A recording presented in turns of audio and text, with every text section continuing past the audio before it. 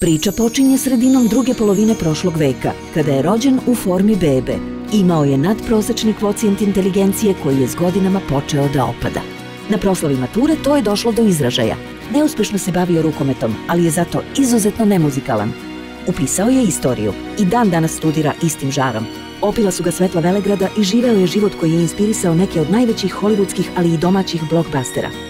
Uspeo je da uđe na državnu radioteleviziju. Niko ne zna kako. Još i veća nepoznanica, na osnovu čega mu čelnici televizije Pink ukazuju poverenje.